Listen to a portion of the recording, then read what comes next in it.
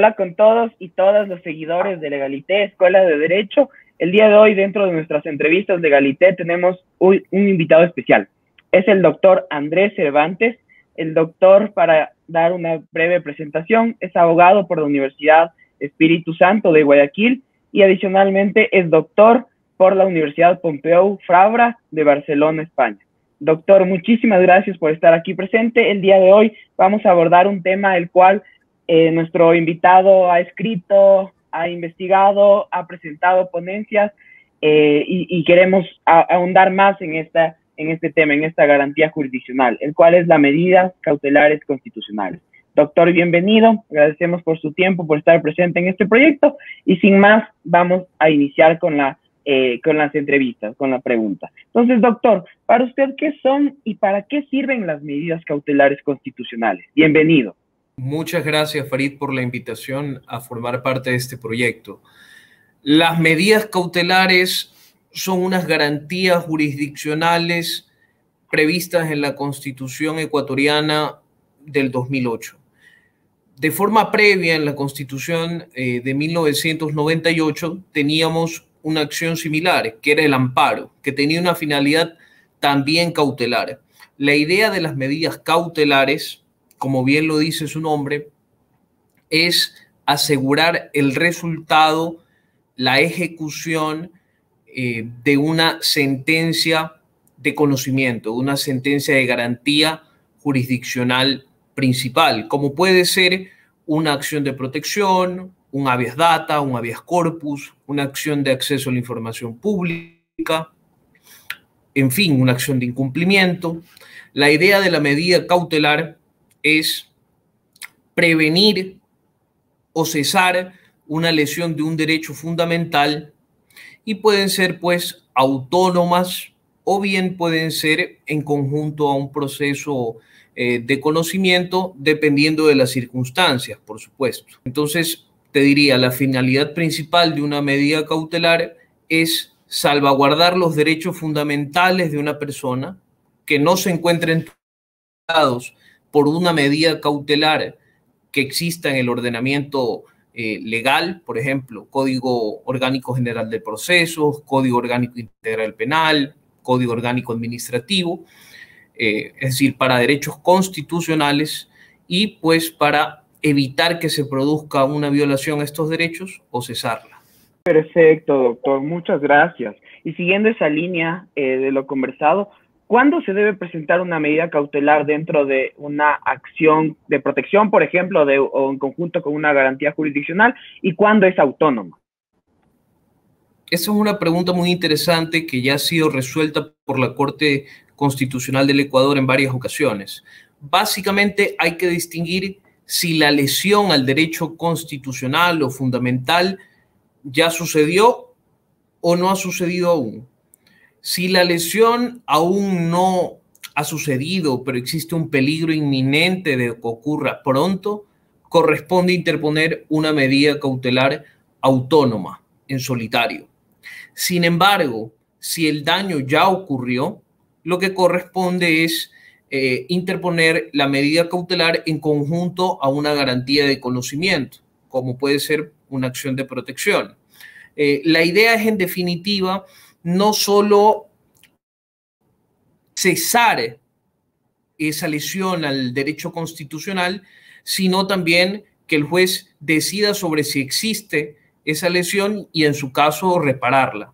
Entonces, lo que ha dicho la Corte Constitucional del Ecuador es que si el juez, de la lectura de la demanda, se percata de que el daño ya ha ocurrido, tiene que ordenar al accionante en primera providencia que deduzca pues también la acción principal en conjunto con la medida cautelar. Esos serían los escenarios. Y con respecto a lo manifestado, hay un caso bastante interesante ya analizado por la Corte Constitucional de la anterior conformación, el caso 034-13-SCN-CC. Este caso es de un paciente con VIH que frente a la falta de entrega de sus medicamentos de antirretrovirales presenta una medida cautelar constitucional autónoma.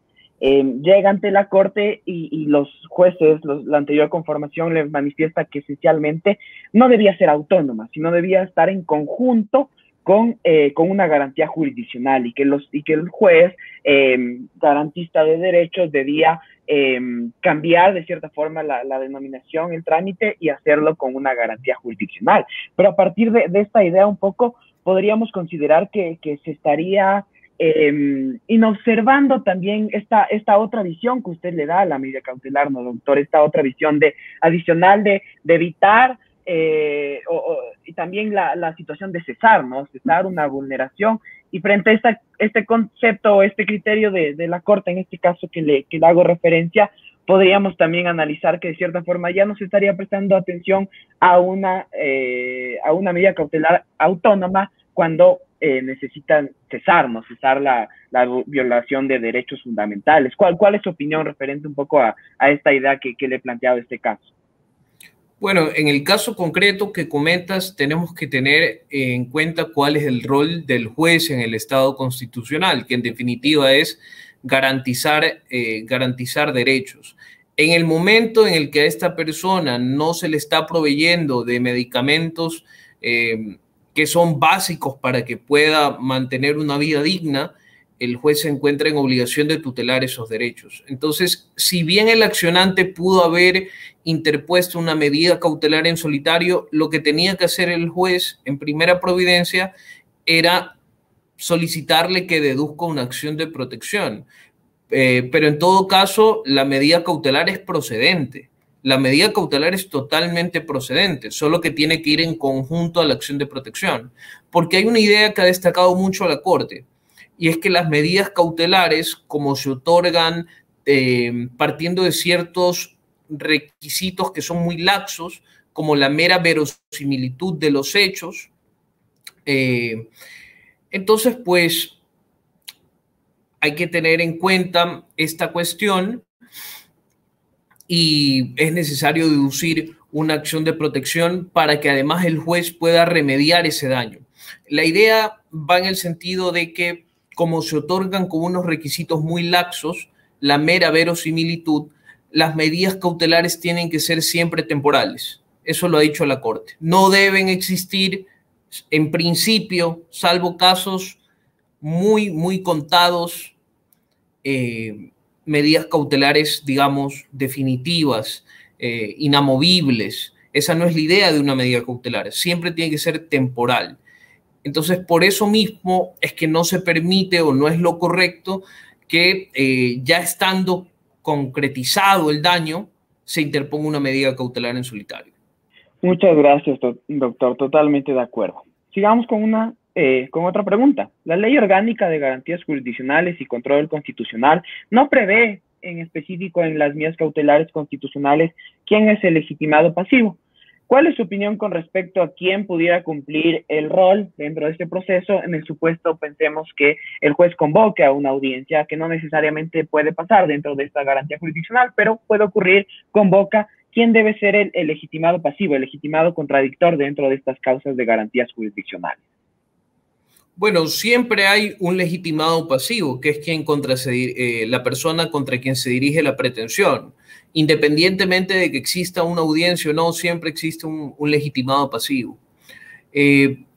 Como bien comentas, ni la Constitución ni la ley nos especifican quién puede ser un legitimado pasivo o sujeto pasivo de unas medidas cautelares constitucionales. Pero si atendemos a las reglas generales previstas en la Constitución, y hacemos también un símil con la regulación de la acción de protección, yo te diría que podemos proponer medidas cautelares constitucionales en contra de cualquier persona de derecho público, en contra de cualquier persona o entidad de derecho público, y además también en contra de personas de derecho privado. Ahora bien, cuando nos referimos a las personas de derecho privado hay que hacer ciertas matizaciones. ¿Por qué? En primer lugar, porque el ordenamiento jurídico legal, pues ya consagra algunas medidas cautelares en el área civil, en el área tributaria, en el área administrativa, en el área penal, etc. En segundo lugar, porque solo se permite demandar en procesos constitucionales a personas privadas cuando se dan ciertos requisitos, ¿no? Cuando existe una situación de discriminación, cuando existe una situación de abuso por posición dominante, un poder económico, un poder fáctico, etcétera. Es decir, no cualquier persona de derecho privada, por el mero hecho de serlo, puede ser sujeto pasivo en un proceso constitucional. Tienen que cumplirse unos requisitos, el daño grave, entre otros, ¿no? Entonces, claro, estaríamos pensando que sigue esta circunstancia de el legitimado pasivo de derecho privado como la acción de protección, ¿no? Semejante a esta garantía. Este que mencionas es muy curioso porque podríamos mencionar el caso reciente de los prestadores privados del tratamiento de diálisis. El Ministerio de Salud Pública, el IES, pues tienen convenios con prestadores privados de salud para los tratamientos de diálisis, que son también fundamentales para vivir. Si no te los haces y estás con una enfermedad renal, te mueres. Entonces, justamente en este caso se negaban a seguir prestando los servicios de salud, alegando que el Estado no pagaba. Entonces, ¿quiénes interponen la medida cautelar? Ciudadanos que se veían afectados por la negativa de tratamiento de ¿quién? De otro privado, de una clínica privada.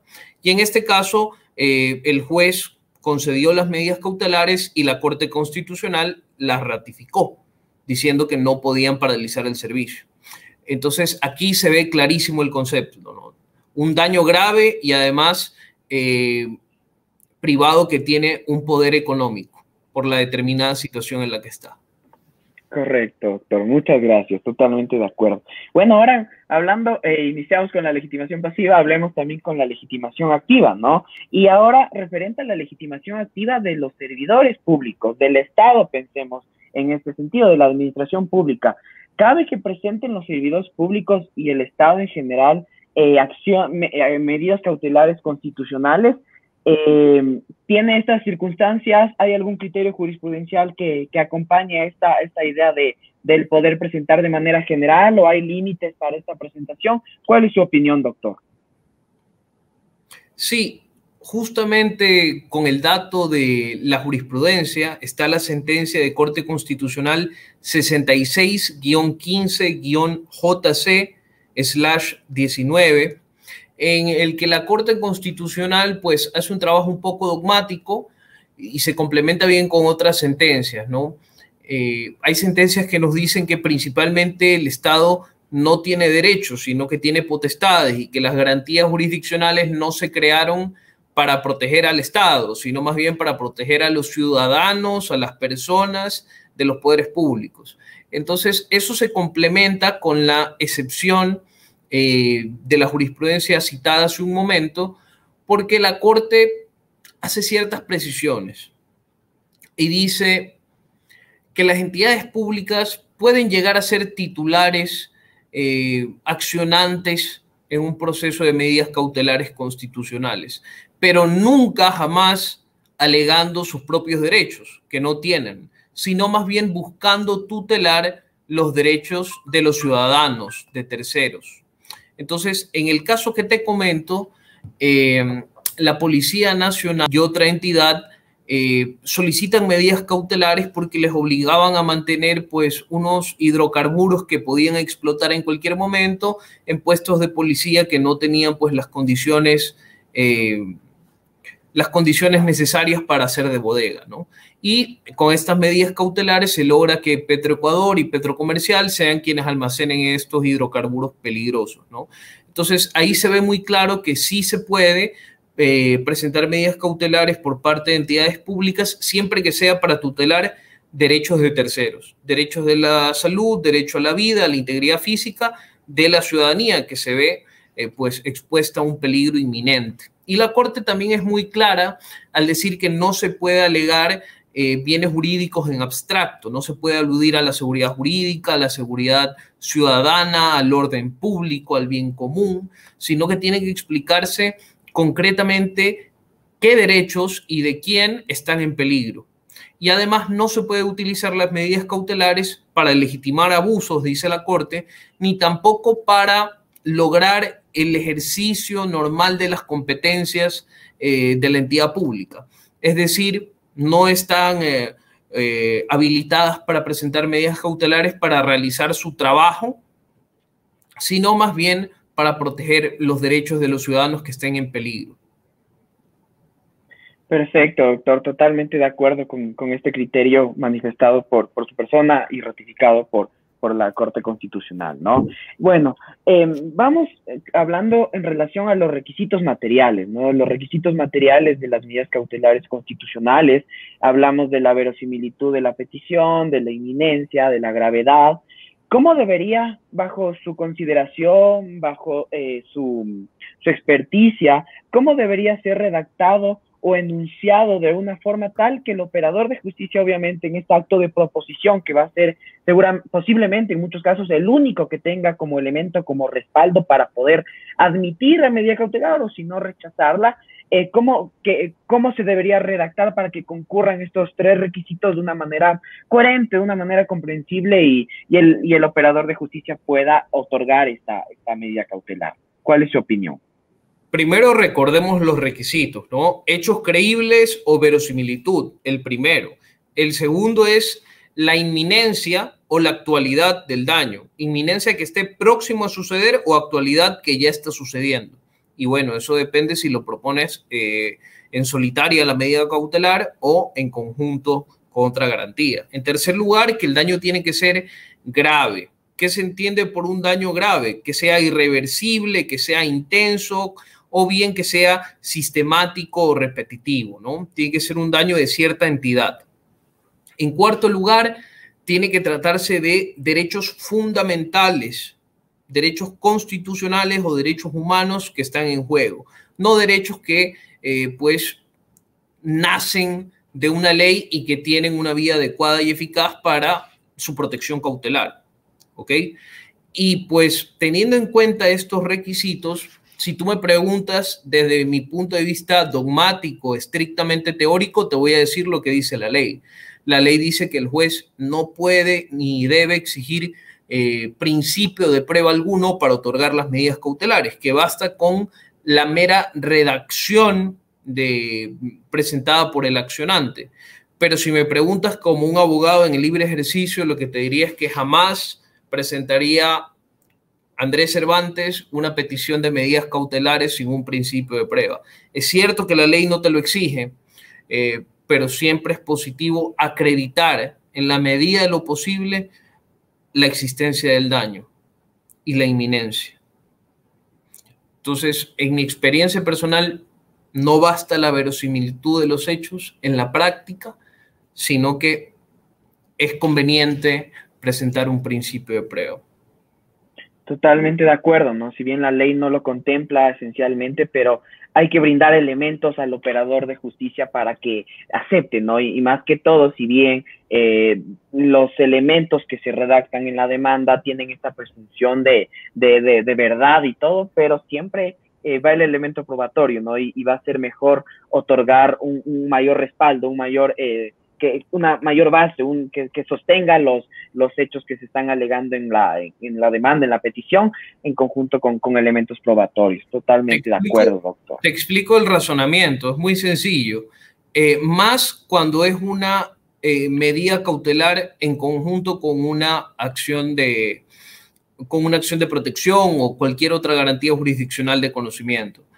Si tú estás proponiendo una garantía de conocimiento en conjunto con una medida cautelar, significa que el daño ya se consumó y que por tanto estás buscando cesarlo. Entonces, ¿qué pasa si tú presentas la garantía de conocimiento y la petición de medidas cautelares, pero a la petición de medidas cautelares no le agregas ningún principio de prueba? El juez va a razonar en su foro interno y va a decir algo así como, bueno, el daño ya ocurrió y a pesar de que el daño ya haya ocurrido, no me ha presentado ningún principio de prueba que justifique sus medidas cautelares. Entonces, mejor se las niego y resuelvo directamente la acción de protección. Porque si en verdad tuviera algún fundamento, te explico el razonamiento judicial, me habría incorporado también un principio de prueba, porque el daño ya sucedió. Entonces, esa es la realidad del pensamiento judicial. Claro, claro, correcto, doctor, muy gentil. Bueno, pues vamos también a ahondar un tema seguramente que estado en debate en nuestro foro jurídico y es las decisiones tomadas por la actual Corte Constitucional de la actual conformación es diferente, es distante en algunos aspectos a las conformaciones anteriores y esencialmente en medidas cautelares. Más aún en la línea jurisprudencial, la cual la actual conformación ya plantea que es improcedente plantear medidas cautelares en contra de acción, perdón, que resoluciones de medidas cautelares no proceden plantearlas con respecto a acciones extraordinarias de protección, acciones también de incumplimiento en contra de estas resoluciones que aceptan o rechazan medidas cautelares constitucionales. ¿Cuál es su criterio, doctor? ¿Considera adecuado ya esta nueva línea jurisprudencial que ya niega acciones extraordinarias de protección referente a resoluciones de medidas cautelares y también acciones de incumplimiento, o consideraba adecuado la línea anterior de la Corte Constitucional que aceptaba? Es más, existen sentencias, ¿no?, de acciones extraordinarias de protección, de acciones de incumplimiento referente a estas resoluciones de medidas cautelares. ¿Qué opina, doctor? A ver, el razonamiento de la formación actual de la Corte Constitucional jurídicamente es impecable, ¿no?